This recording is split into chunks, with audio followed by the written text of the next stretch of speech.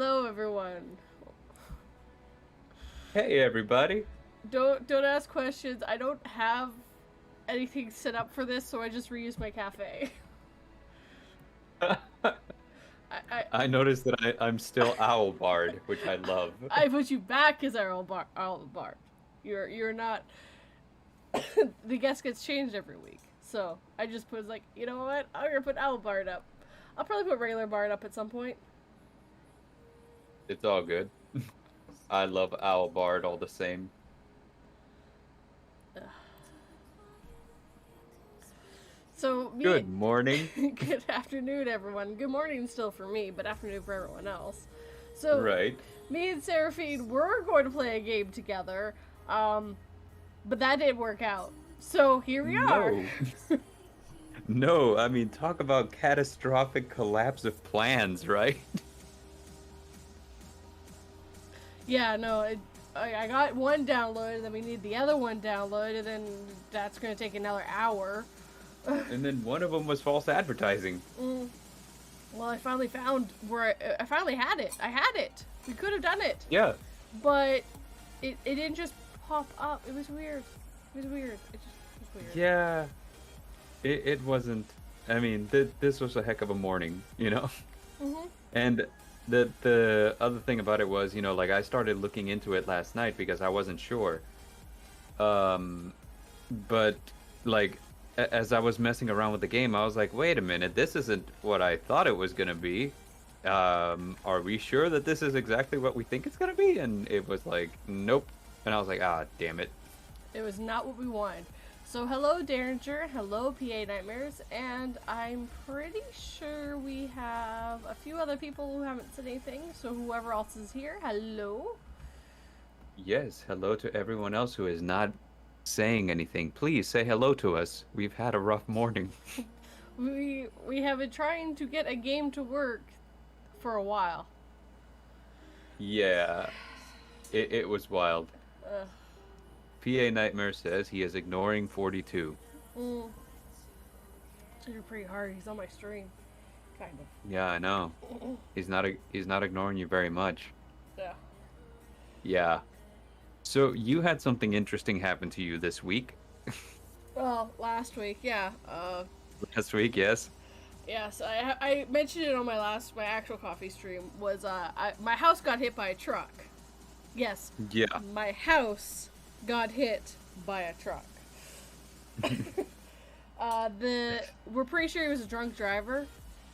He Oof. hit two cars. He hit one that notified my husband that something's going on. Lulu went to the window. He grabbed Lulu and pulled her away from the window, and he heard him hit the van, and then watched him hit our house and do like this weird loop thing with our house, using our house to help turn him, and then he drove away. What? Um. Well, well, tripping over myself here. That's that must have been really exciting. So it wasn't one of those things that just woke up everyone in the house. Your husband was the one to wake up first. He was already awake, Oh, okay, or he okay. was still awake. He saw, yeah, so he saw it all. Technically they broke two windows, but only the glass on one of them broke. Because we've got, I think they're called clad windows. They're weird. And one, the way he hit it, it bent the way it's supposed to, but the other one doesn't bend that way, so it broke. So he just drove away. When we went to clean the garden, we found a bunch of lights. So we know for a fact our house took a bunch of his lights. Took a headlight, took his rear light, took fog light. Like, his truck must look messed up. I am pretty sure it was a pretty light gray car. Like, really, it wasn't quite white, but it wasn't gray. It was like that in-between spot. You have like paint transfer onto your walls or something? I found paint chips. My house is made out of brick, so... Mm-hmm. Yeah. So like you got police looking for him, I'm imagining. I think so. The police did show up. My husband answered some questions. The the owners of the house are looking into getting the window fixed. Luckily, it's summer, so it's not so bad, but we would like them to fix the mechanism on the one window, because then my husband could open one of the windows and help cool down the house. Because we don't have AC. Yeah, I mean, that makes sense. Yeah, so Yeah. that was, that's why I didn't do a recording this week, because I spent 2 days cleaning up glass.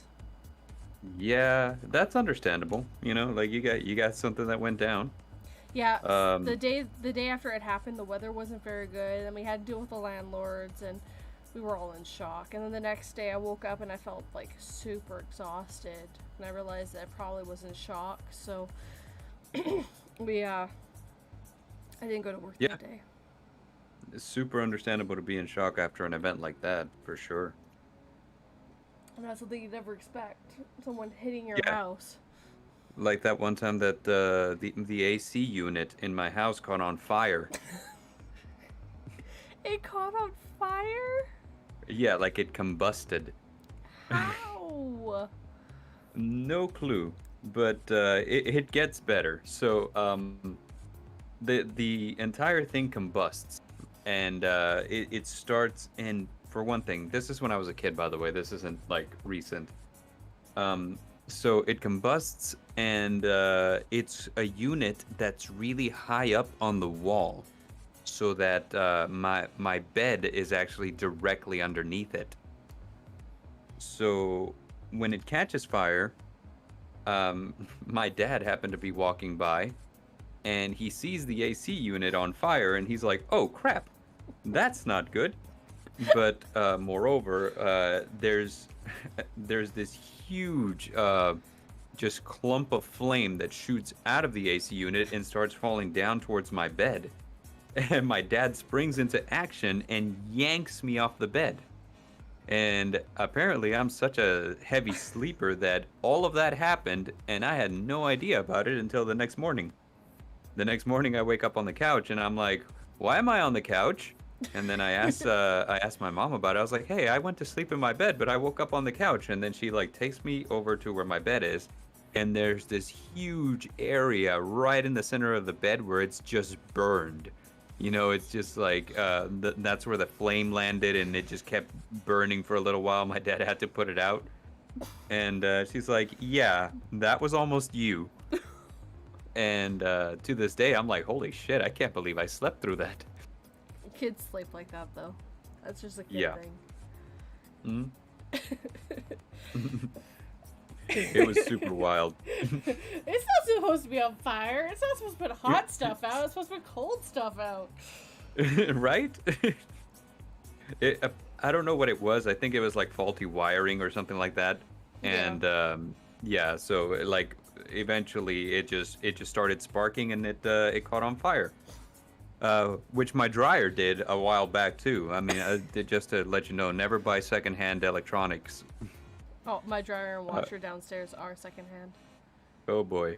The plug on mine. The Eagles Tower says, "Hello, everyone." Hello, Eagles and Tower. PA Nightmare says, "I am here for real," which is good to hear. We didn't want you to leave. No. I saw Eagles Tower at Raven's stream this morning. Yeah. Welcome, Eagles Tower. We are happy to have you here. But so the plug on my dryer was apparently just like ever so slightly sparking. Oh no. And I remember, like, you know, I was walking by one time whenever like some clothes are getting dried, and I'm like, I smell smoke, and I'm just kind of like looking around, and I can't see what's happening until something catches my eye, and I'm like, did I just see lights flickering? And I'm like looking back towards where my dryer is, and the back of it was sparking, and I'm like, oh, that's not good. So I like take a quick glance over, and it's starting to like catch on fire. I'm like, oh, what really? So it took me some time, but I managed to put the fire out, and now it's got a new plug, and it runs as if it's good as new. I hope. Yeah, that's wrong with electronics. Yeah. I remember when our landlords went and got a new washer and dryer. And I wasn't expecting them to go get a new washer and dryer. I was just worried that the one they had was just about the end of the road. So they wanted to so they went and got a new one, and then it worked perfectly fine when they were there. They get here and the dryer will not heat at all. And we're like, so the dryer doesn't heat at all? And they're like, well, no, it worked there. It turns out that there's, while they were moving in here, some kind of fuse popped. So they just had to replace that and it worked fine. Oh, well, that's good. So apparently PA had to wait for a client's family to leave before he could actually be here. The Eagles Tower was, thank you. I fell asleep in my bathtub, so I missed most of Raven's stream this morning. Oh, man. I have fallen asleep many times in my own bathtub. I can't see anything. A lot of people say that they do that. They love to fall asleep in the bath, but you know, for me, it's always showers. So you know, it's like, I mean, I could fall asleep in there, I guess, if I wanted to, but then I'd have to fall asleep while standing up, and also while I'm taking a shower. So it's like, all of a sudden I'd be like, bang! You're like, I guess I fell asleep. My bad. Ow.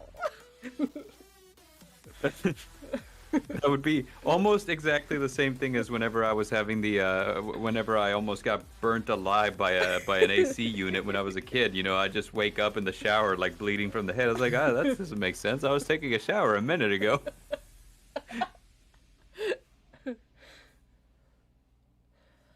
Yeah. Remember, everyone, get 8 hours of sleep. You don't want to be that person that falls asleep while standing up in your shower. I've had 8 hours of sleep and then friggin' almost fell asleep standing up. I am excited for my Monday's video. It should be a good time. Story by our very own HR. Hair-raising narratives. Hello, Nice. Dark Horse. Dark Horse. Ignore the fact that I'm using my coffee stream background. I just don't have anything preset for this, and we were only supposed to play a game, but it didn't work out. Yeah, it's apparently a lot more complicated than it initially sounded. Well, It was like, hey, do you have the game downloaded? And I was like, yes. A friend of yours just needs to get the demo version, and since you have the free friends pass, you can invite them to play the game with you. And it was like, all right, cool. But then, you know, you downloaded the game and or the demo version, and it was like, yeah, it doesn't work like that. So I tried to download the full version, and it was going to take another hour to download. Yeah. So it was kind of one of those things where it's like, you know what? We good. Yeah, never mind. We can get on. We'll just do something else instead. Yeah, we'll get on here. We'll chat. We'll spend some time with our friends and fans. You know, we're happy to see them all the time. So why not? I mean, I could play Power Wash Simulator, but that's a one-person game. Hold them up. Power Wash Simulator is a thing? Yeah, you don't know about it? No, I've never heard of this. What is that? Oh my god, it's so good. It's so calming, man. You just power wash things. I've had full conversations with people while I'm playing Power Wash Simulator. Wow. Raven in the last 3 days has played 15 hours of it, he said. Really? Yeah, they've had this update. Like, originally it was super easy, and now they made it so the cleaning chemicals are harder to get your hands on, but yet you really need them to clean with. It's like, fuck. Oh my god. I haven't gone back to it since they made that update. You know, I was about to say, like, I don't understand how that can be calming in any way, shape, or form. But then I remembered, you know, hey, I played Animal Crossing for like months, and everyone's like, so let me get this straight. It's a game where you're doing chores, basically. You know, you're pulling weeds, you're harvesting fruit, you're planting shrubs, you're gardening, and you know, and you find that relaxing. And I was like, well, yeah. And it's like, but those things, if you had to do those things in real life, you'd be stressed out of your mind. I was like, well, yeah. Yes, I would be stressed out very badly if I had to do that in real life. But luckily, I didn't have to. Hey, Yeah, Fearsome. it's a simulator for a reason. Fearsome is here. Hey. I sent her the link. I thought she was asleep. I was like, we'll see if she shows up. I'd be surprised if she didn't, really.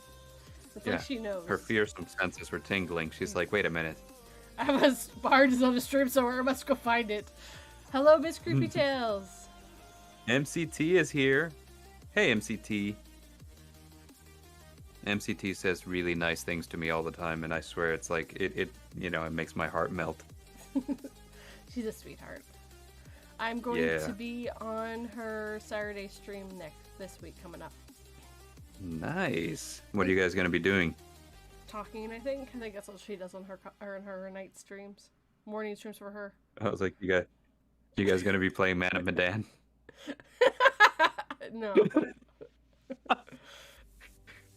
Oh my god. Why is Bart a demonic owl? Why is this when I come back to the bathroom for... I'm confused and scared. Don't ask questions. You can see the little Raven signature on the bottom. Yeah, Raven drew me as a demonic owl, and I am here for it. It is great. I am 100% here for it. It's fantastic. It's just like, why did I think of this first, right? Yeah, I mean, and I have that problem with like any time that I create an avatar for myself is that originally I have an idea, and then I do it. I bring it to life, and then next thing I know, I'm like, oh, I just had a better idea. So now I have to like rebrand and redesign and all this and all that, and that'll happen for the life of whatever I'm doing. So I mean, like this, like my current incarnation, Serafin, is not gonna remain the same forever. There will be changes, I promise. Hold on. This one. Oh god, it went super small. Went super Yes, small. that one. That one. That is not the final incarnation. This isn't even my final form. just wait. I need to put a few more things into myself, and then I'll change, and that won't be my final form either.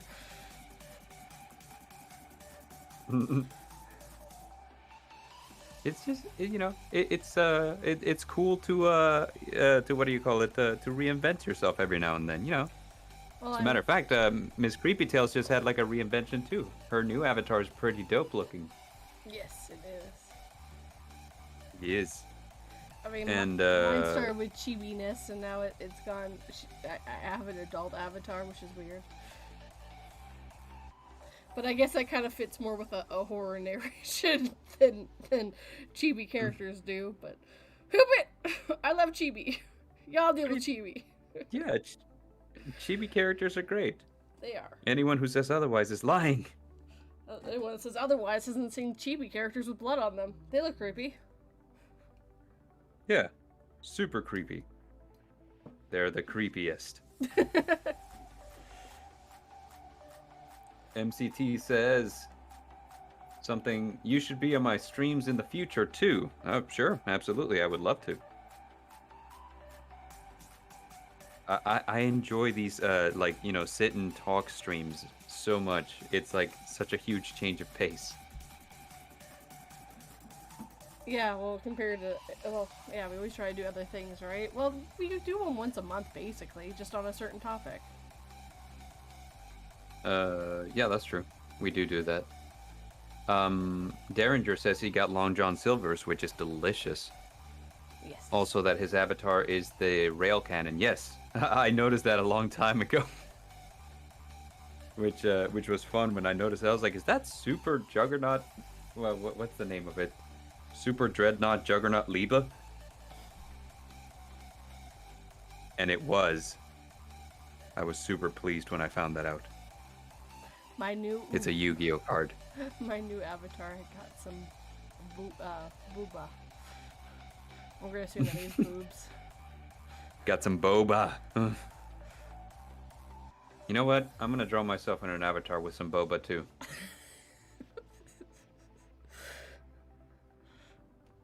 like the tea, like the boba tea. I feel like I should clarify. You mean like you started laughing, and I was like, yeah. You started laughing, and I was like, wait a minute, what? What happens? Why are you laughing? Because I'm picturing your this exact avatar a little bit lower. It has boobs. Just like gender bend it. Just and you looking down, going, "When did that happen? Where did I end up going that this happened?" Hey, this is the internet. Sooner or later, yeah. Artists get a hold of your stuff, and next thing you know, You have booba. yeah, you have boba. It's crazy. I do love myself some bubble tea. I do love bubble tea. It's really good. Yeah, the bubble tea is delicious. It is delectable. I have some in my fridge. I'm gonna go have it later. You have bubble tea just sitting in your fridge and you're not drinking it at this moment? What the heck? I because at this moment I'm chatting. But you could have bubble tea while chatting. No, I cannot. Laura is here. Hey, Laura. I can't have the bubble tea while I'm chatting because I'm the kind of person that gets way too into his beverages. So, while I'm chatting with you, I'd be like, oh, nom, nom, nom, nom, nom, nom, nom. Delicious. And I don't think you want that. I kind of do now.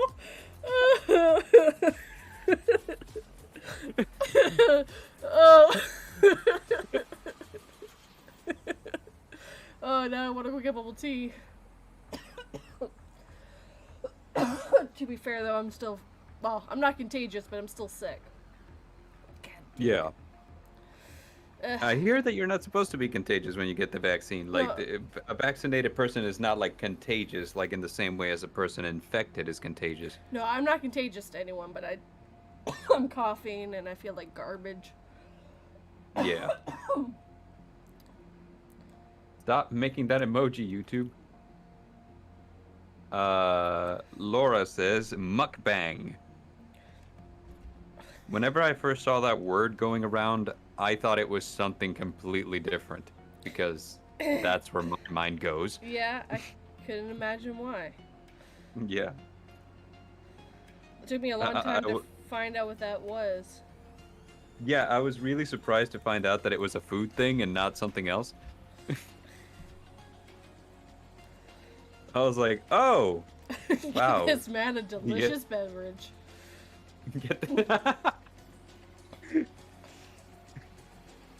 Want a mukbang with me, Bart? Oh god, I know. My husband would be mortified if I ever did that. He can't stand watch people eat. Yeah, and that's kind of what I got from it too, because like whenever I first saw what those videos were about, I was like, wait, people watch this? Like I know like droves of people that whenever somebody's eating too loud and they're making the noises, it drives them up a wall. It drives them insane. And heck, even me, like whenever somebody's just eating obnoxiously loud, I'm like, oh my gosh, like were you raised in a barn? What is this? So I couldn't picture in my head. My barn was very nicely insulated. Okay. Well, most barns are, but. What I'm getting at here is, like I couldn't picture in my mind why anyone would ever want to watch these type of videos, Why do people won't watch cooking shows, I guess? I don't know. It's just... I don't. I watch a lot of cooking stuff.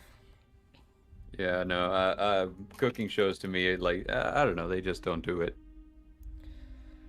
But, I don't know, there's a lot of things that I can't picture watching, but people love to watch, like, what's the other one? People love to watch sports.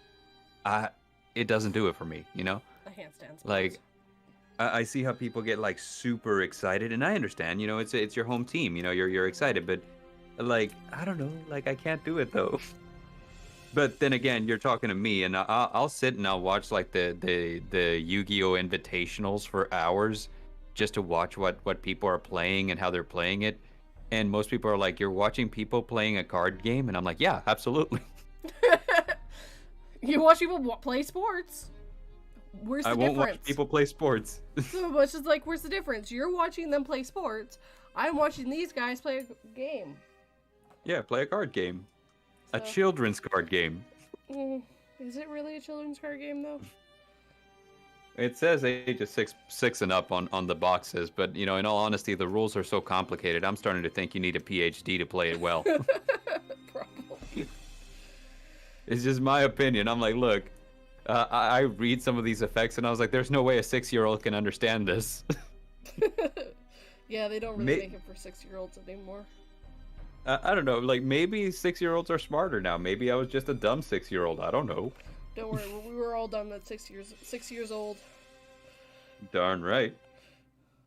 But the nice thing is, if they don't understand it, they can kind of look it up and get it, and probably a simplified way to learn something. I mean, I suppose.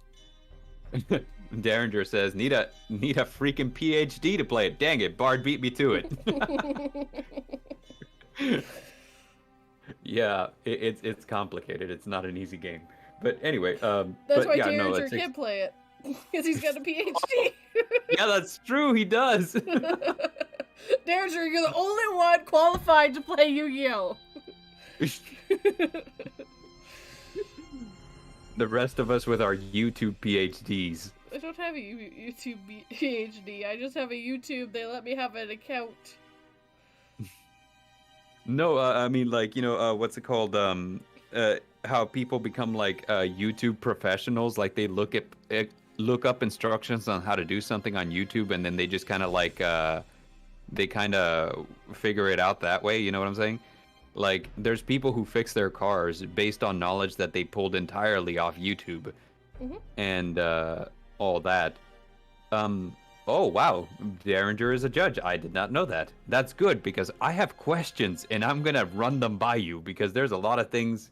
There's a lot of plays where I was like, I know that I was right about that one, but my opponent was like, nah, because you see, it missed the timing, and I don't think they were right. But I'm going to run those by Derringer later. Secondly, Fearsome says, Bard has reached 300 subs. This is true. And I owe it a lot to...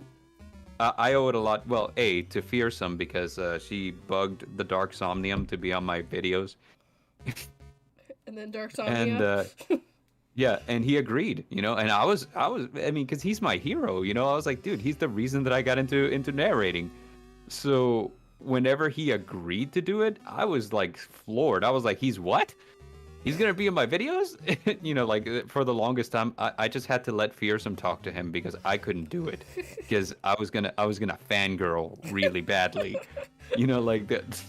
Can you fangirl? I think in your case, it's a fanboy. Okay. I don't know. There was shrieking involved. Sorry. I even, like, she's like, you can just talk to him. He's a really chill dude. And I was like, okay, let me read to you what I wrote to him. And then she's like, okay, read it to me. And I was like, hello, my dearest Dark Somnium. It is I, the Bard. I would like to say 2 things to you. Firstly, I love you. Secondly, and she's like, don't.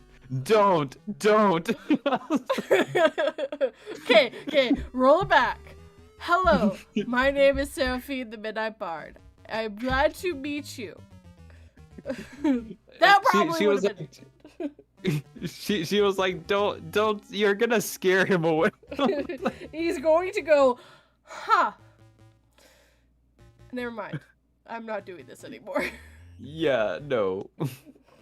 Dark Horse Tales knows him. Ronnie, yes. The man. The man. The myth. The legend. See, and everyone gets so weirded out with me because I don't know anyone. I don't know any narrators. It's so... Laura says, mistiming. Some people don't even give pause to allow people to hit the timing. That's very true. People will try to be like, okay, this happens, and then I do this immediately afterwards, and you're like, no. This is a back and forth, brother. You gotta, like, play your thing, and then ask if I have a response, and if I have a response, fine. If I don't have a response, the turn order defaults to you, and you can carry on. But no. Anyway, yeah. That's me ranting. Well, it's because they want to make it so they can't get hurt, and yeah, they're like, chain blocking, bro. I'm like, no, that's not how chain blocking works. Stop saying that. That's not what it is. But yeah, The Eagles Tower. I felt the same way with Swamp Dweller. I asked him for some tips when I decided to serious about creating in 2018 of January. yes, Swamp Dweller is also very popular. Yeah, I didn't know about any of these people until I started doing this stuff. So you're all like, oh yeah, this guy's. I like.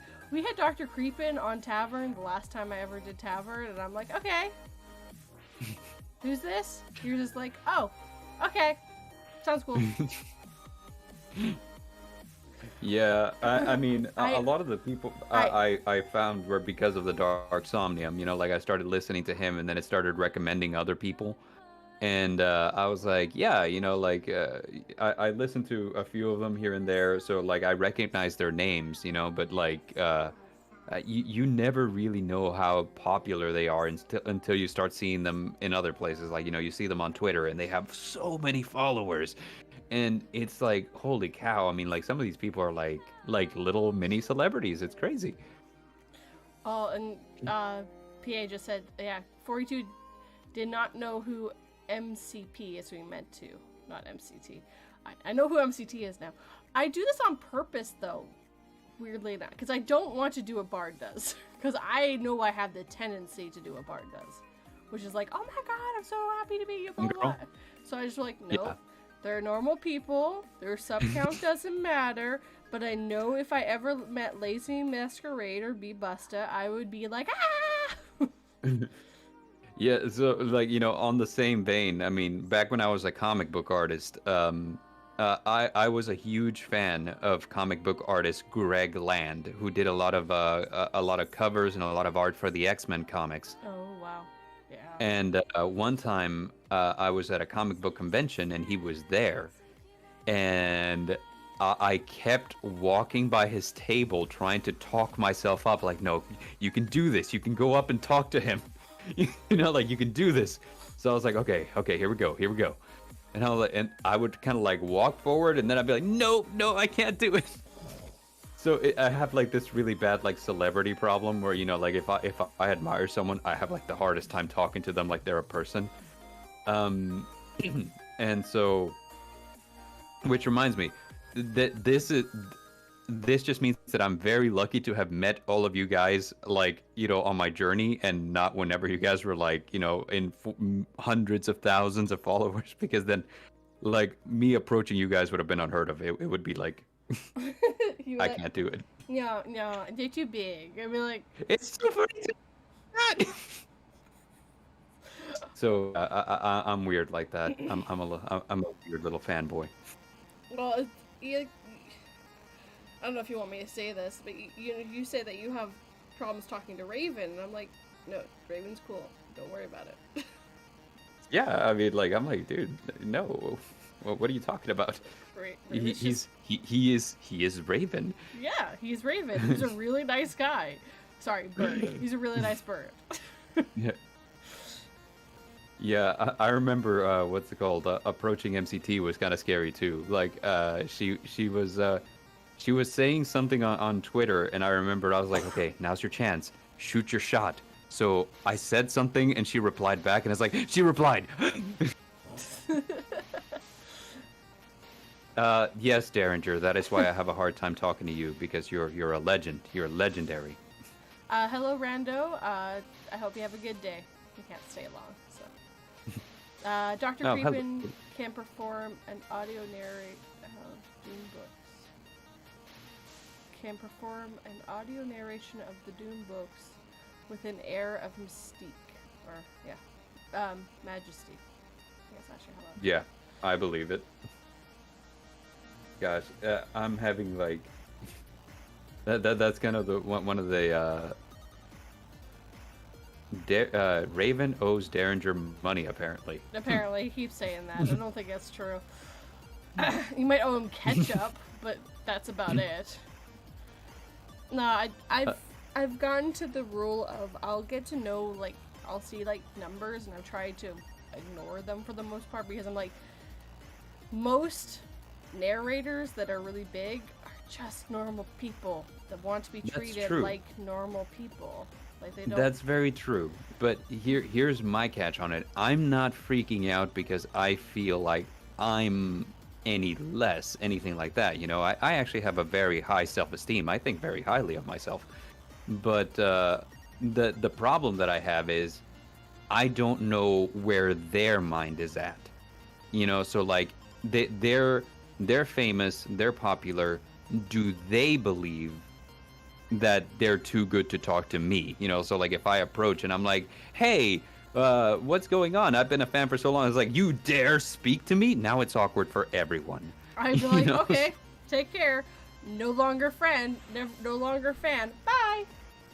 No, I mean, like, and that's kind of where it comes, you know, see, because I like, you know, having these high opinions of people, and I hate it whenever they give me reason to stop believing that they're the good people that they are, you know? Well, the problem is though, if no one's perfect, so everyone's gonna have mistakes and flaws.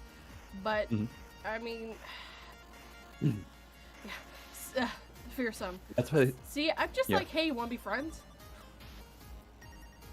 Gosh, the last time that worked for me was back in elementary school. Like, every time I'm like, hey, want to be friends? They're like, who are you? I'm Serafin, the Midnight Bard. I'm here to tell you a story.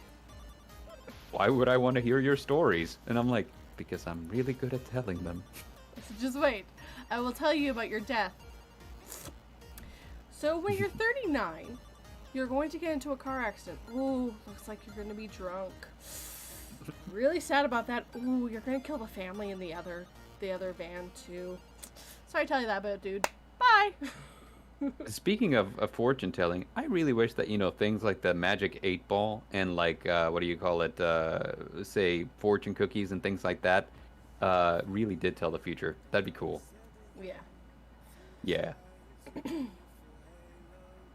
Yeah, Vidith and I have talked about this a lot. People just want to be treated like people. That's true. So Bard, if you get nervous talking to legends, why do you talk to Mr. Why do you talk to me?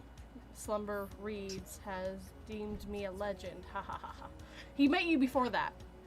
Yeah, no, I met you before that, but also it's because I made a very conscious choice early on that I was not gonna, that I was gonna approach people without knowing anything about them. You know, like, are they on YouTube? I don't know. You know, like, are they famous? I don't know. And so I would just talk to people over Twitter, and, you know, just like make a very, very conscious effort to look nothing at what they were doing or anything like that. So that way it was like meeting a total stranger, and the mystery just made it so like I didn't have to worry about that. Ooh, divination magic, you say? Yes, Laura is Laura/Cat is a witch.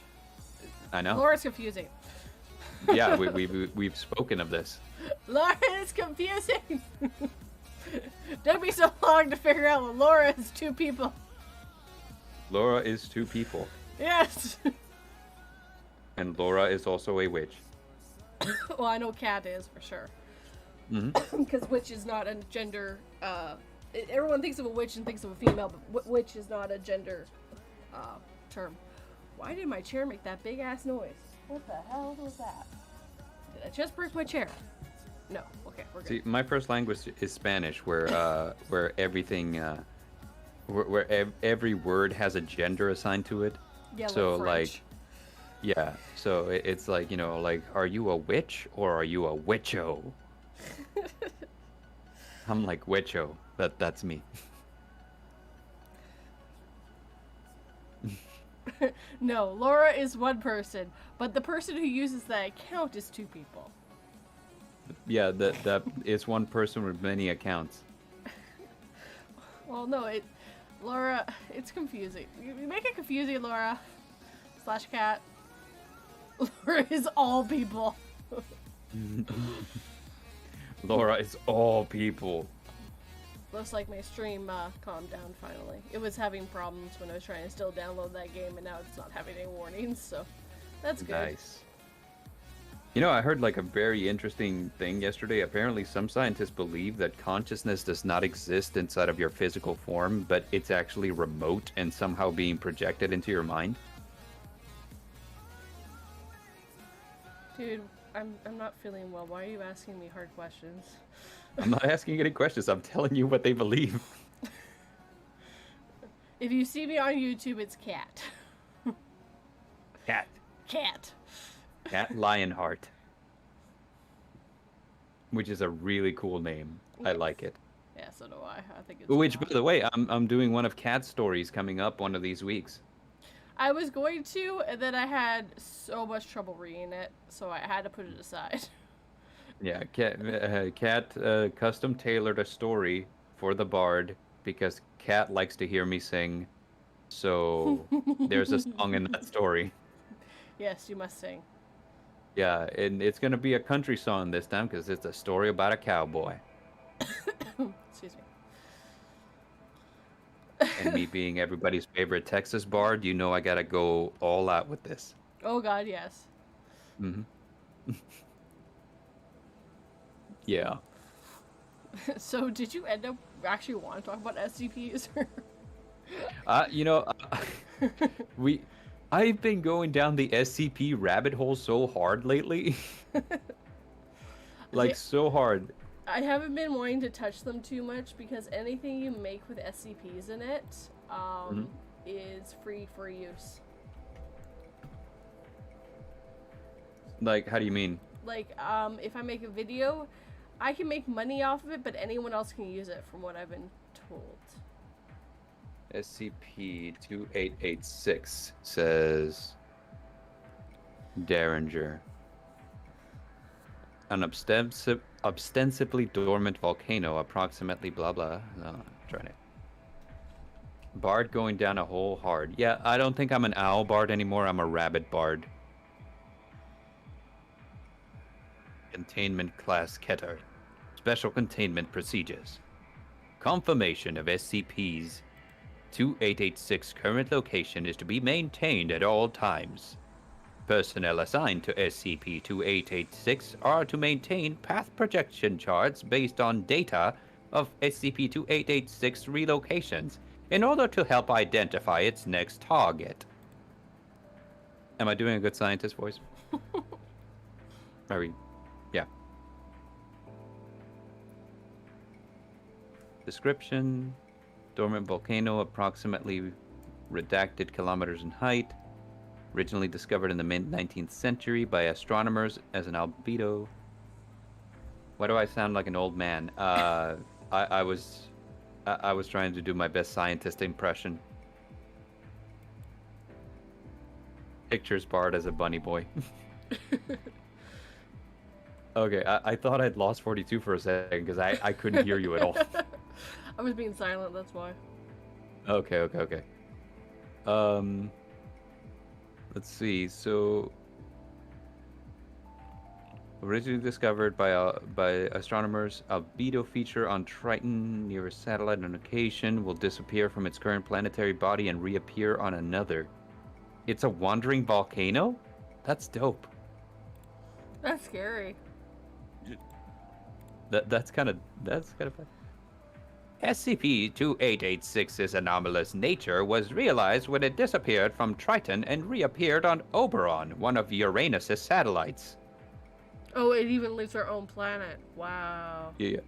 Approximately 16 years after discovery.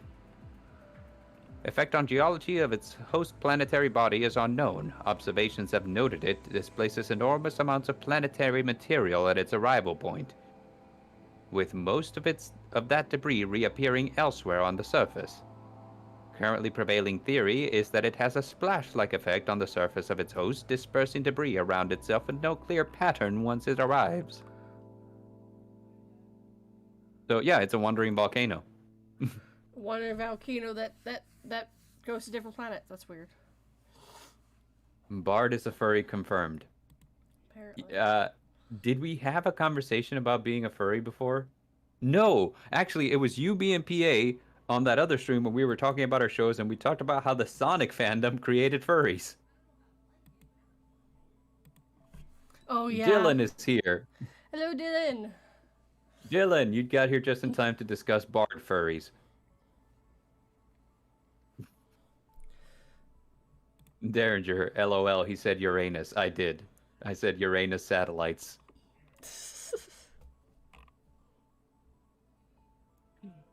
Oh my gosh. Silver Threads is here, and he is quacking at us. Hello, Silver. What's quacking? What's quacking? See, my favorite SCP that I've ever found is SCP-999. Which one's that one? That one's the one that will either destroy our world or save it. SCP-999 is allowed to freely roam, so it's object class safe. It's allowed to freely roam around the facility should it desire to, but otherwise must stay in pen either between 8 p.m. and 9 p.m. for sleeping, or during emergency lockdowns for its own safety. Subject is not allowed out of its pen at night or off facility grounds at any time. Pen is to be kept clean and food replaced twice daily. All personnel are allowed inside SCP-99's holding area, but only if they are not assigned to other tasks at the time or if they are on break. Subject is to be played with when bored and spoken to in calm, non-threatening tone. SCP-999 appears to be a large, oh my god. It's a gelatinous mass of translucent orange slime weighing about 54 kilograms or 120 pounds with a... Oh my god, there's so many words. It's like peanut butter, apparently. Subject okay, size... the consistency of peanut butter. Yes, I can say consistency. Subject size and shape is easily malleable and can change shape at will, though when it rests, SCP-999 becomes a round, oblique dome roughly about 2 meters wide and 1 meter high. The surface of SCP-999 consists of thin, transparent membrane similar to that of an animal cell roughly, 0.5 centimeters thick, and highly elastic, allowing SCP-999 to flatten portions of its body up to 2 centimeters thin. The surface of it is hydroponic, allowing SCP-99 can willingly absorb liquid.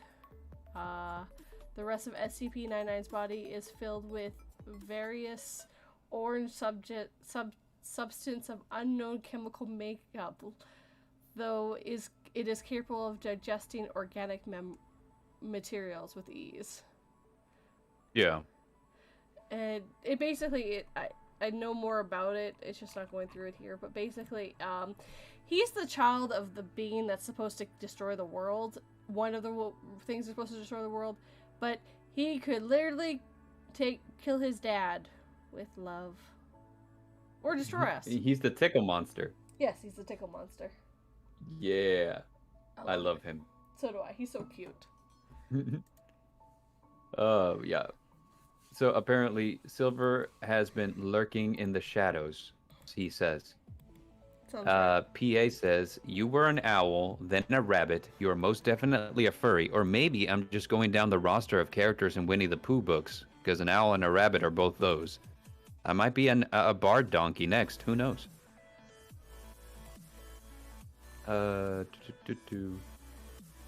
Shinobi no Mono.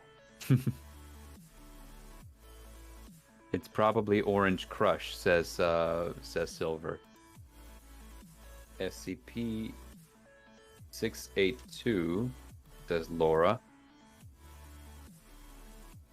And Derringer had recommended 173 before that. 173 being the statue or the sculpture or something.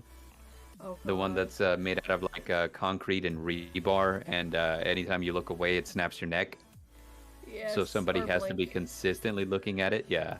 Someone has put their house in Calgary, SCP Foundation Site 509. Do not call. Either is they did it or someone else did it to them.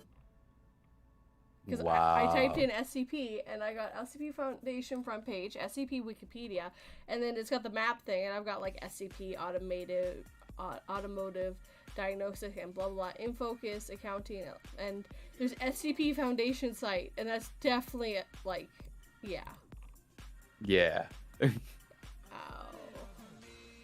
I got, for Laura's request, SCP-682. That's the hard-to-kill reptile. That's the one that adapts to, like, anything and can regenerate from even the smallest amount of its cells. Jeez. And that it's super, super hostile towards humans. And God can't even see him. The SCP God can't even see him because he's not one that he created. Wow. Yep. Yeah. Look, I think... have watched a lot of SCP stuff, but it's so hard to dig through all that stuff and put together a story. I don't think I could do it. Yeah, it's definitely complicated because they have a very specific way that they're written, because all of them are written as a dossier, you know? Yeah. So you kind of have to like go through, well, what is it? What does it do? How do you contain it? What happens if it breaches containment? What are the procedures? So on and so forth. And I think that's really cool because that's a template for you to write literally anything. Yeah. And there's some really cool, really scary ones, like for example the hard to kill reptile and the sculpture. But there's also some really wacky off the wall ones which I just love just because they're wacky, which, like, for example, Infinite IKEA. God, and Infinite IKEA. and the pan-dimensional vending machine, which is a vending machine that vends different things from different dimensions. And sometimes they're great, other times it's like, why is this in here? Yeah. So, I don't know. SCP, like, to me, it's kind of like really wacky Pokemon. And the Foundation's trying to catch them all. Well, I now know that Rando has definitely looked at this. Because me and Rando did, we're doing a collab on Lady Spicaria's, her birthday thing. Mm-hmm. And he used SCPs, and they are the right SCPs for what he used. No, I didn't even know that. Yep. He used SCP-73 and SCP-76, and that's what they are on here. That's really cool. Yeah, I meant to double check this since I'm on here anyway. Let's see, Laura has dropped another one on here, SCP-323, which looks like it's a Wendigo. Wendigo skull is what they say. Let's see, description. Is the skull of an unidentified cervid creature measuring 55 centimeters long, with a pair of antlers growing from the left and the right sides. Shows signs of damage consistent with the outside exposure, with regular pitting, scarring, and weathering across the object, bleaching on the upper surfaces, and missing a lower mandible. Okay, so it's just a skull. But it displays the ability to react to aural, tactile, and visual stimuli. Have a field of view similar to that of other cervids. Limited locomotion, particularly in the form of small movements and vibrations. Exerts an influential effect in a radius of roughly 50 itself. Individuals within this radius will begin experiencing cannibalistic thoughts and urges. There it is. Violent outbursts and impaired judgment after approximately 1 hour of continuous exposure. Roughly 74% of individuals who reach this point will attempt to place their heads through the gap present in the back of the SCP, with efforts made to keep their mouths uncovered. If an individual is incapable of fitting their heads through the gap, attempts will be made to bludgeon their heads against nearby surfaces hard enough to the point that the individual's head fits. Once the individual has fit their head through the SCP, it becomes classified as a different SCP. Within 10 minutes of putting the skull on their head, they will undergo physical alterations. They will display a rapid loss of body fat, body hair, and pigmentation, followed by the rupturing of distal phalanges from the fingertips, abnormal tooth growth, and the blackening of extremities consistent with frostbite. So yeah, it's a skull that if you put it on your head, it makes you into a Wendigo. Which is cool. And PA asked what SCP-333 is, and SCP-333 is City in a Symphony. It's what? City in a Symphony. City in a Symphony. That's what it says. That sounds dope. What is that? It's a loot cloud object, special containment procedure, SCP-33A 1-1618 are to be stored in a standard secure containment locker with site redacted. Accessible only by personnel possessing level 3 clearance or greater with authorization of at least 2 clearance level 4 personnel as tested with SCP-333-B and SCP-333-C has included, and performances with SCP-333-A is strictly prohibited. I see what it does. Description, it's looks like it's just some music. Yeah, it's a musical score of unknown title and origin. Whenever you play it with an orchestra, apparently a chamber manifests, and whenever it is entered, anything leaving the chamber re-enter the performance is not possible. So basically, it transports you to a metropolitan area devoid of any signs of life. Let's see. So there's a apparently it just opens like a portal to a different dimension, is what it does. But you can't even come back. Yeah. Whenever you stop playing the music, it dematerializes, so it goes away.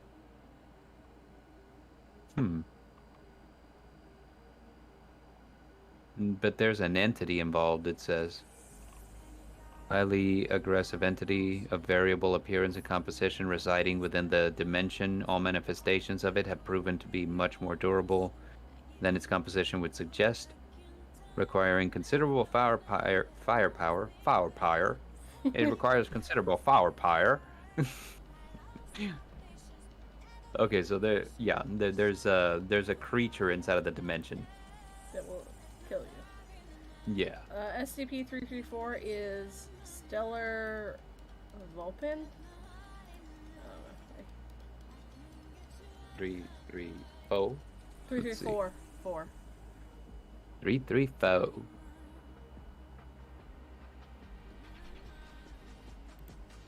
Give it a second. Stellar Vulpine. It's a fox. It's a firefox. Is it a 9-tailed firefox? Maybe. It's a cloud of superheated plasma in the shape of a fox. Ooh. Yeah. Yeah, so it's a firefox. It's literally a firefox. Woo! Derringer just added a number on from what PA said, so. Oh, I see what he's doing. Mm-hmm. Yeah, there's an insane amount of entries on SCPs, man. I mean, this is SCP-666 Spirit Lodge. What's that? I was just like, I wonder what 666 is. Spirit Lodge, apparently. Spirit Lodge. Laura says, I have a video for you both later. I am interested in this. Well, you know where to find me. Yeah, seriously. Just like, send it my way. I will be happy to check it out.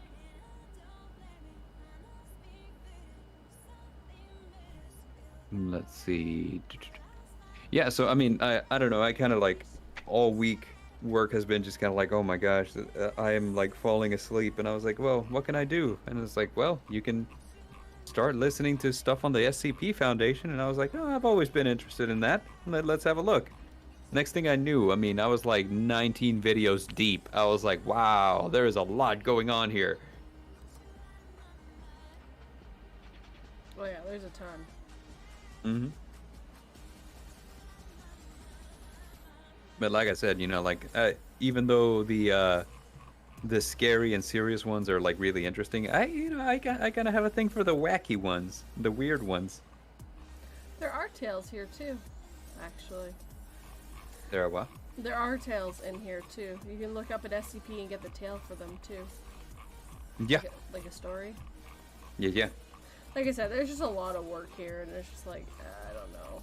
And there's so many people doing SCP stuff now, it's just like, I don't know if it's Yeah. worth it. I mean, because that's a lot of material. So, I mean, like, you know, if you were to create an SCP, what would it be? God, I've got no clue. I will give you like an idea right here, and I think you'd be like, well, of course, your avatar could very easily be an SCP, Fair enough, she could be. right? An SCP that stole people to tell them stories. Yeah, it just steals you to tell you stories. And then brings you back no harm. You just have a story. Yeah. It serves you coffee or tea depending on the time of day. Serves you tea or coffee depending on your preference, and water if you want it. Yes. And what's it called? The coffee, tea, or water that it presents to you seems to have no abnormal properties. However, it is quite delicious. I guess I could be an SCP. Yeah. There would be no containment for me. There's a door. They're hooped. That's how my character gets in and out of places. She uses doors. There's a door that appears, and she walks through it. Yep. And whenever she doesn't want to be there anymore, the door appears again, and she just walks out. See ya. I'm done here. My story has been told, and now I walk away. Yes, but you see, I bet you her SCP number has been taken. Yeah, probably. Let's see. Because she would have to be SCP-242. And that is taken. That's a self-cleaning pool. Oh, man, I want that. The self-cleaning pool? And there's a quotations around the cleaning part. Oh, self-cleaning.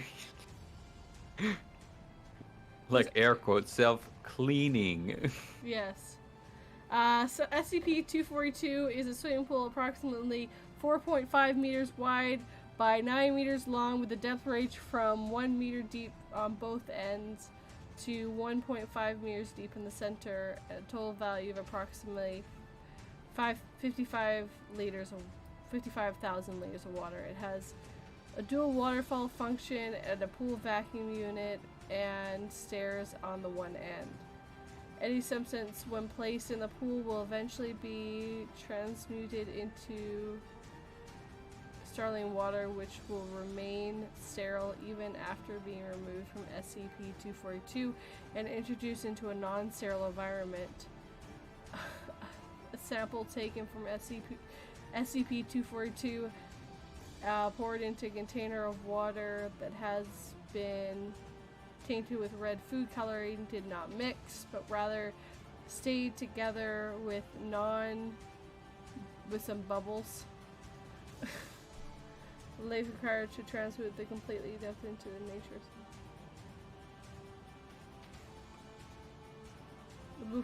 Nothing but sterile raw. There is no. Huh. Interesting. Basically, it just kind of. The water's always clean. The water's just always clean. I like the sound of that.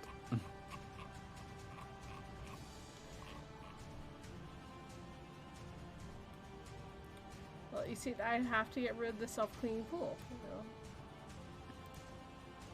Or make an addendum where now your character hangs out in the self-cleaning pool.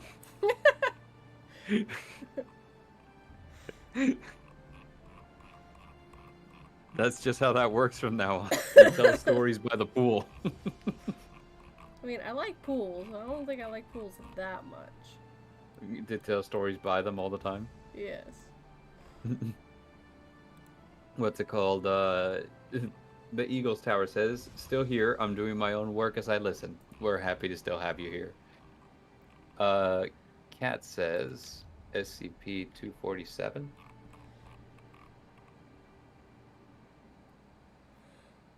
And that is something about a cat? I get it. Because Laura is also cat. Yes. Yes. Um, a Bengal tiger, which to all overseers appears to be a harmless cat with an orange and black striped coat resembling that of a tiger.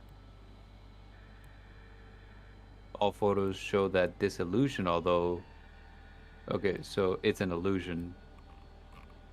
Although it is unknown whether the photo itself is affected or merely the observer. True nature has been confirmed to be by analysis of weight, water displacement, and dental molds made from bite marks. It is unknown exactly how it generates this illusion.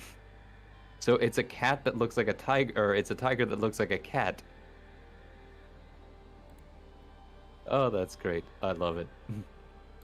So there are numbers still open, but they're like in 6,000s. Yeah. So I don't know how you would go about that. Oh my god, there's so many.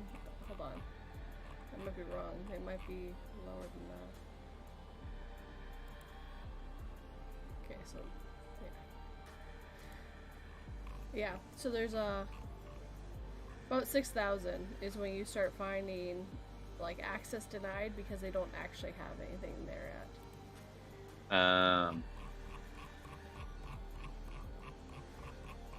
Did 42 read my comment yet? If not, read it, says PA Nightmares. Says 42, your SCP item would be your storybook. You open it up and it steals the essence of that person, and the story of their life is instantly written in the book. Yeah, but they get it back. They get it back eventually. They get it back. I just copy everything into the book, and then they're fine. You just take their essence to make an imprint of their life story, and then you give it back. Yeah, exactly. I just think the best things like the best or worst things that happen, the best stories to tell, and then they get it all back, and you know. Yeah. Derringer says SCP-001. It's my understanding that there are several different ones that are competing for the 001 spot. The only one that I remember off the top of my head is the Scarlet King, which is apparently just a chaotic entity from a different dimension that absolutely hates order and structure. And so it's just like the de facto enemy of the Foundation because they're trying to, like, you know, bring order and structure to the anomalous. And it's like, nope. General Notice 001 Alpha. In order to prevent knowledge of SCP-001 from being leaked, several non-false SCP-001 files have been created alongside the true file. All files containing the nature of SCP-001 include the decoy and decoys are prevented by design. Yeah, so basically they're supposed to be more than one on purpose. Yeah, there's supposed to be a whole bunch of them, and a lot of them are, like, a lot of them are really scary. Yeah, like the only one that I can remember is Derringer was thinking of the Gate Guardian, which is the angel guarding the entrance to the Garden of Eden. Yes, Yes. With the sword that's made out of sunfire that can instantly vaporize anything it touches.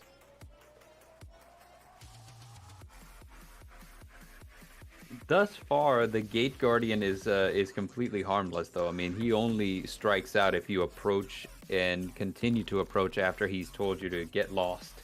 Yeah. Yeah. He won't hurt you otherwise. Yeah.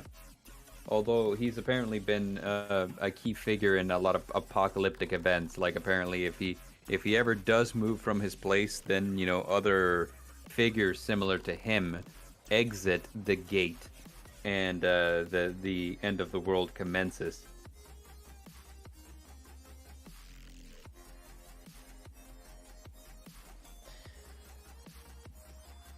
See, I wasn't even on the screen to read the comments, so I was just kind of looking through and...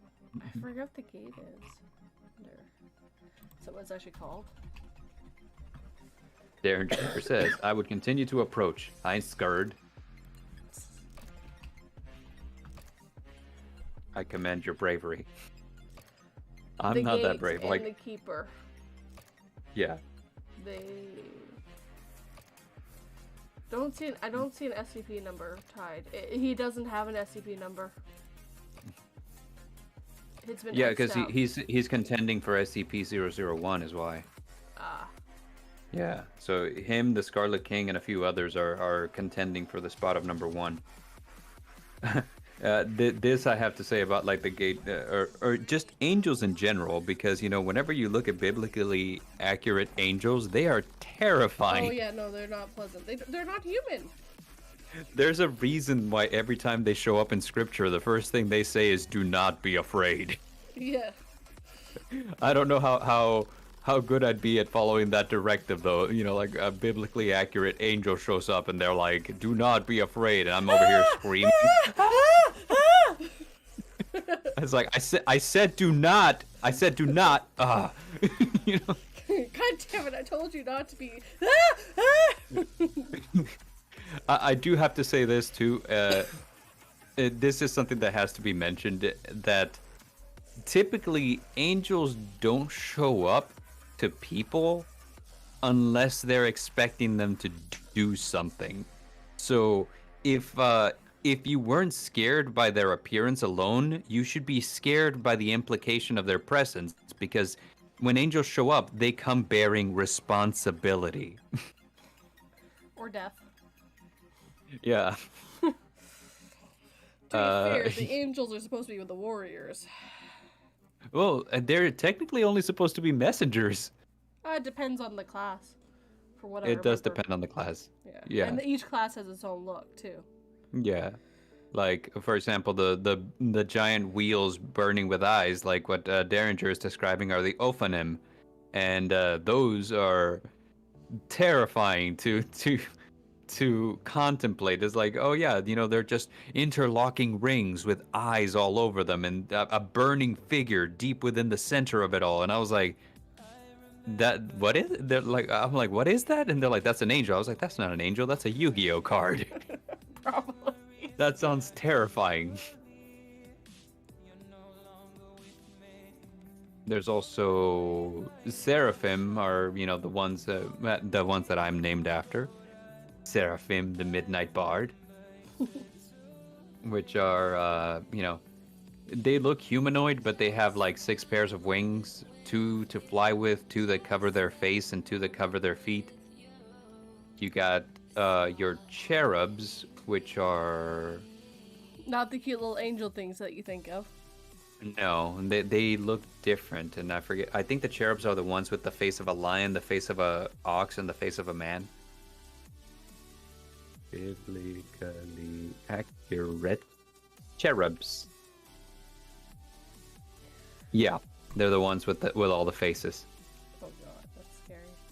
Yeah. The face of an ox, the face of a lion, the face of an eagle, and the face of a man. And you be talking to the eagle face, just to confuse you. Oh, you meant the Time Lords in Yu-Gi-Oh! I thought you meant the Time Lords like Doctor Who. But no, that I did not know. Oh, well, now that you mention it, yes, their names sound like angel names now that I think about it.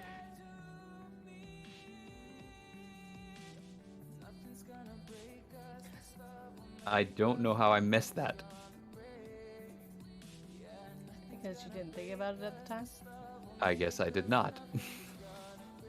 Which is fair. Oh, Fearsome says, a face only a mother could love. That's technically 4 faces only a mother could love.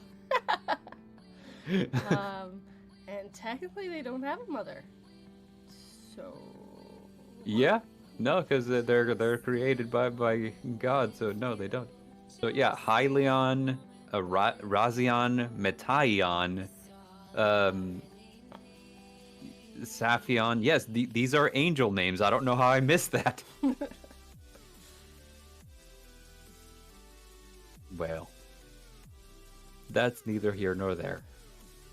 But yes, biblically accurate angels are terrifying. Yes.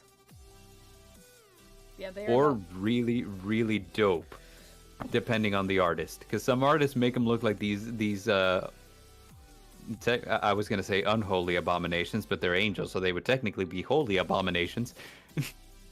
Yeah. But other artists make them look so dope, and I'm like, okay, that is cool looking. I like that.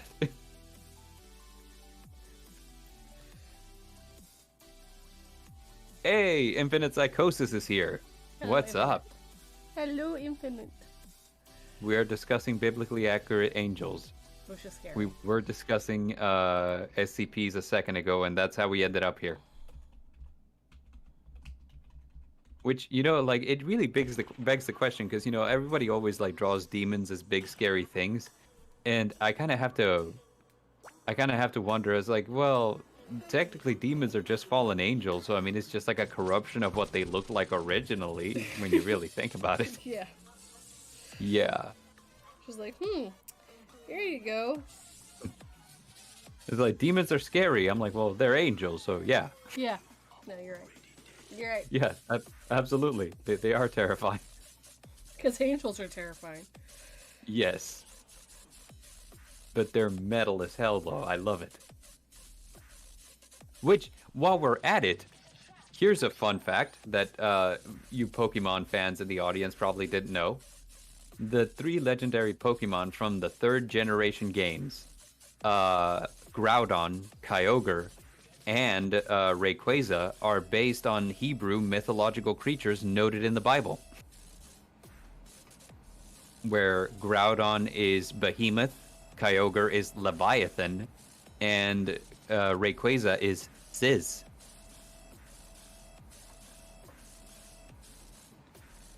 Fun fact. Bard is full of weird knowledge like that. Turns out being a demon makes an angel look better. More palatable, for sure. It definitely, like, you know, okay. You picture demons and it's like, what, the satyr, you know, like with horns and the forked tail and all that. Which is and funny. It's like, yeah. Well, like, yeah. And the funny part is, that's based off of Pan. Yes. Greek god. So it's like, that's a god. Yeah, you and I have actually been down this, we've chatted about this before, where Christianization of a lot of other religions really meant just adopting whatever they had and just, you know, adding it to the canon. Yep. Yeah, like, for example, Christmas was not a Christian holiday, but, you know, hey, they took it. Yeah. Like, this is ours now. Yeah, Easter also was originally a celebration of the goddess Ishtar, which, you know, we pronounce it Ishtar, but her name is pronounced Easter. So there's that.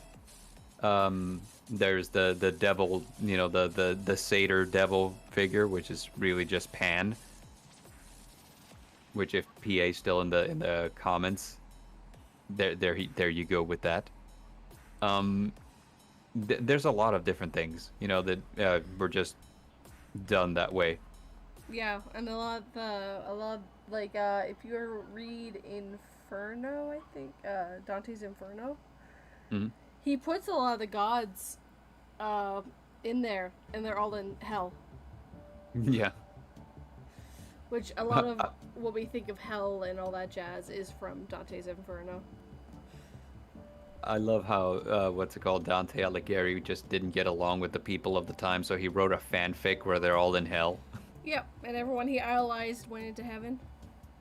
Yeah, I was like, dude. And he got excommunicated for that. I'm like, that's hilarious. Of course he did. It's blasphemy.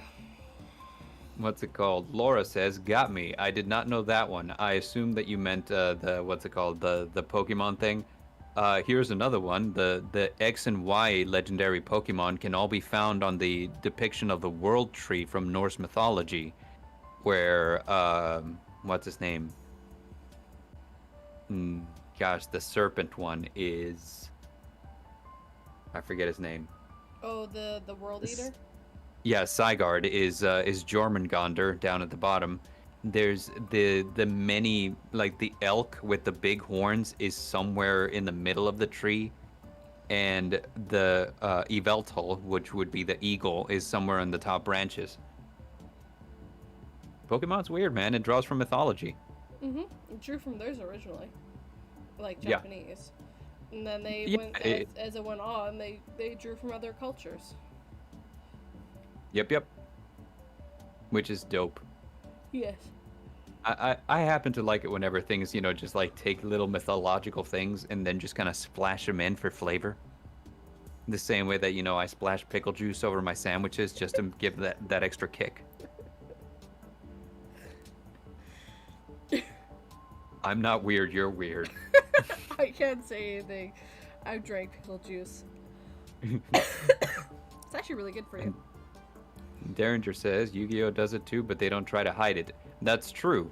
Although sometimes it's less noticeable than others. Like for example, the generators. I had no idea those were Norse gods. Like it took me a while to figure that out. But yeah. I did not know that Pokemon did that either. Sorry, guys. Time for a fact vid with with Bard. Yeah, maybe one day. I mean, I'm rolling around with the idea of doing like Pokemon creepypastas somewhere in the future. Well, I mean, there are a few, aren't there? There are a few. I was actually thinking of writing one myself. Fair. Well, Yeah. the one about when you went to, like, the one that I know about when you got to,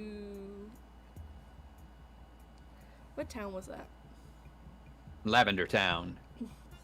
Yeah. Lavender Town syndrome. Yes. And the music would make you go crazy or whatever. Yeah, it would make you hurt yourself. Luckily, I never played with music. Well, it was an absolute creepypasta. They said that what's it called? The music had a binaural. I don't know how to pronounce that word. Binaural beat. Binaural beat. The beats that mess with your brains. Mm-hmm. Those. So supposedly it had that, and it would trigger like the aggression response in your brain. It didn't. And they were like, it was in the original Japanese release. They changed it before the international. No, And I looked up the original Japanese one, and the reason they changed it wasn't because it had a binaural beat. The reason they changed it was because it was super, super low quality. So whenever they were gonna send it out internationally, they're like, hey, let's step up our game a little bit.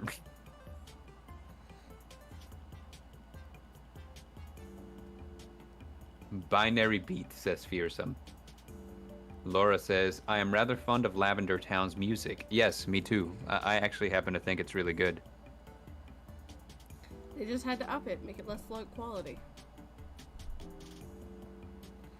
Derringer says, Lifer is Saint Dragon, the god of Osiris. That's true. The only one that wasn't named after an Egyptian god of the Egyptian gods was Obelisk the Tormentor, which obelisk is just a stone structure. I don't know why they didn't give him an Egyptian name either. However, you had some like the sacred phoenix of Nephthys, and Nephthys is an Egyptian goddess.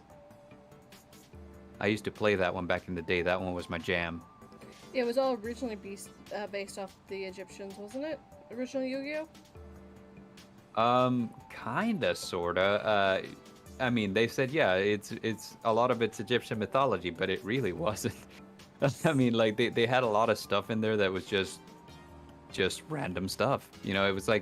It was like a D&D campaign that they just decided to transform into cards. There's all kinds of creatures from all kinds of places. And eventually you started releasing some with some Egyptian mythology kind of weaved in there. Just a little. Yeah, because Yu-Gi-Oh himself was supposed to be the pharaoh, blah, blah, blah. That's true. Even the Christian deities are in Yu-Gi-Oh.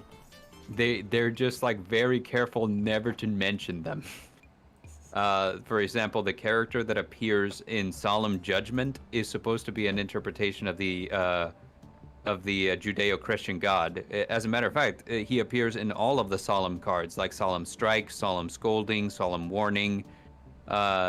He's the same guy, and everyone just agrees that's the stand-in for the Judeo-Christian God.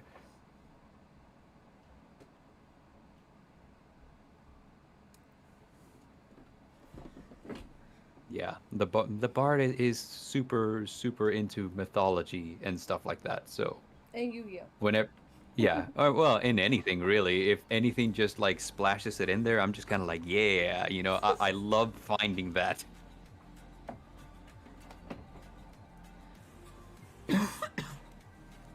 Laura says, Atem, the pharaoh. He is actually fairly close to a real pharaoh that lived. Which pharaoh was that? I'd be interested to know.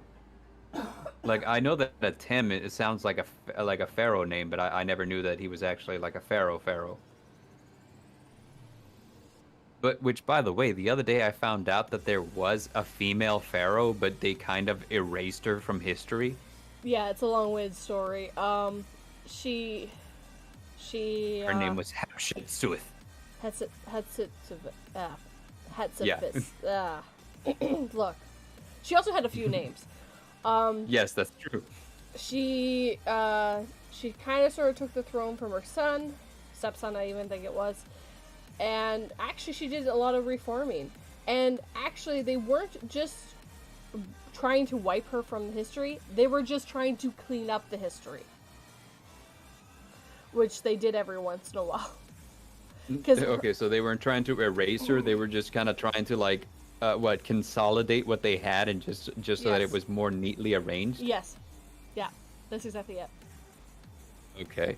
Because it wasn't the son who did it, which if you think anyone who was going to do it was him. It was a few generations later that they started taking her away, and it was more to clean up the family tree, which, you know, wasn't like it was super hard to keep that family tree. It was closer to a stick. Yeah. But they were a lot different. Like,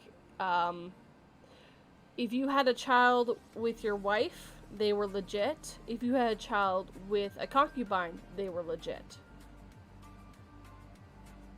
Okay. So, it didn't matter who had the child, as long as it was a child of the pharaohs, they were in line of succession. So they think, yes, and they didn't keep tracks of the mother as much as the father. So as long as it was his, they didn't care. So well, that was cool. As much as there was a lot of inbreeding, due to that, that's why they weren't as inbred as they would have been. Because by the time we got to, and she wasn't Egyptian, she was a Greek, but Cleopatra, she should have been so inbred, she should have been drooling on the floor. But because of them bearing children with anyone would mean that they would go into the line, she probably wasn't actually the pharaoh's wife's child. She was probably someone else's child. Because she was a very intelligent woman. And she married her brother, and then married her other brother. And got them both killed. And her sister. And she had a thing with Mark Antony of Rome. And, Julius Caesar. And Julius Caesar. It was Julius Caesar, and then Mark Antony. She actually had a kid with Julius Caesar. Oh man, I saw this meme the other day, like where it was just like, he's like, I want to go out like Julius Caesar did, surrounded by friends. Stabbing him to death? I was like, that's not how it, I mean, you're technically not wrong, but you're also not right.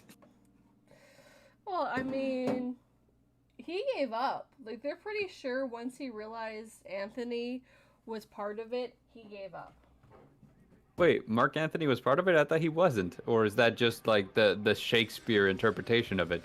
No, Mark Antony and him were really good friends. Okay. No, I mean, no, I know that Mark Antony and him were really good friends, but like Mark Antony stabbed him too? Yep. Legit. Huh. Because they were worried he was becoming an emperor, and which it didn't stop it from happening. They had emperors after that.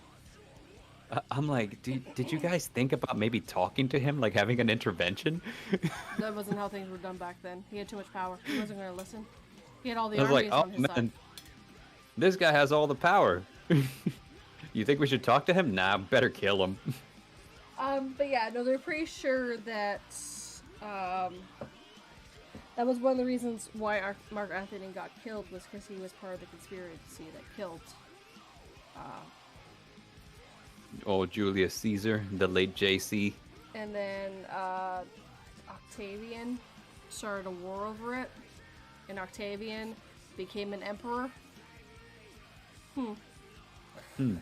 Yep. Yeah, there Imagine was that. no way of stopping it from happening. They were trying to stop something that wasn't going to stop at that point. Yeah, I know. It's just like, once the ball's rolling, it's kind of hard to bring it to a stop unless everybody agrees all at once. Yeah, Yeah. And there was a bunch of people that got killed during that Civil War. They had so many Civil Wars. Laura says, Tyrion Lannister had a better idea how to go out. I agree. However, this is a family channel, so we can't say. Oh, with a big bang? Is that who that was? They're from Game of Thrones, Tyrion Lannister. So, I'm trying to remember who that is. Played by Peter Dinklage. Oh, I didn't know he died. I never watched the last season. No, he didn't die, but they asked him, they were discussing death, and he says, how would you go out? And some guy said something, oh, with glory, with honor, and then he mentioned how his idea was better, and his idea involved debauchery, drinking, and Fair enough. Yeah. It's like, hey, I want to go peacefully in my sleep and not screaming like everyone in Grandpa's car with him. I made that joke so many times. I'm gonna go peacefully while sleeping like my grandpa did, not screaming like everyone else did in the car. Jeez. Yep. I've always mentioned that, however it is that I go out, I just want to go out screaming, there's too many of them! It can be literally anything. Just scare the shit out of people. Like donuts. Be about anything, I don't care. There's too many of them! There's just gotta be too many of them. Alright, I think we should call the stream pretty quick here. My voice is going to get tired. Oh, okay. Well, that's Starting to fine. cough a lot. I was beginning to wonder if y'all were hearing my stomach grumbling, because I'm like, oh, it's about lunchtime. It's like 2 hours past lunchtime. Jeez, it's 3 hours for me. I have lunch at 11. It's 2 p.m. where I am. You have lunch at 11? That's early. That's breakfast for me. Well, you see, I start work at 6. Oh, that explains a lot, yeah. They want us to have lunch at 10. Yeah, usually I start work at 9, so for me breakfast is like around 10, 11, something like that. Yeah. Yeah. So, yeah, for me lunch is roughly around this time usually. Yeah, and normally I've already had lunch by now. First break, or second break's coming up pretty quick here. And it's almost home time. Laura says, having set meal times, pshaw. Well, I have to. I work for a living. I generally just like to eat when I'm hungry. Like if I wake up and I'm not hungry, I'm not going to force myself. But, it's just people are creatures of habit. And, it's really, for example, me, since I have a dog and the dog has to eat at set times just to keep with the routine. So usually I eat when she eats. Fair. And it's gotten so weird with her because, like I'll put her food down, but she won't eat until I start eating. So once I start eating, she'll start eating. But before I start eating, she'll just sit there and stare at me. So it's kind of a weird one. My dog just eats whenever she wants. The food's always there.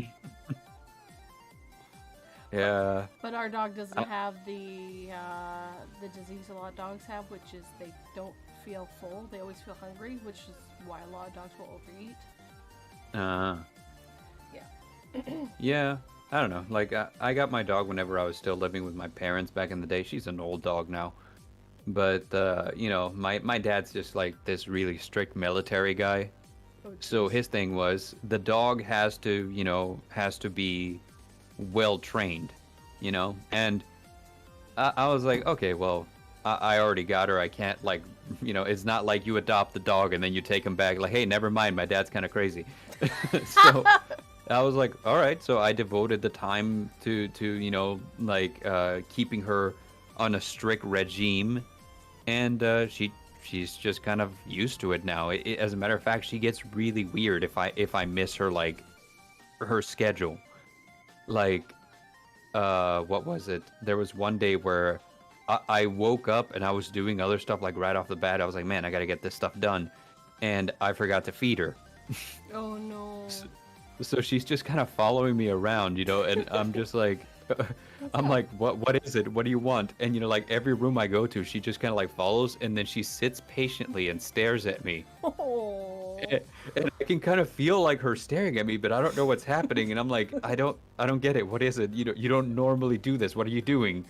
And like it hit me at like at the like a little bit like man it was embarrassingly long. It was like 30 minutes, and then I was like, oh, I haven't fed you. I am so sorry.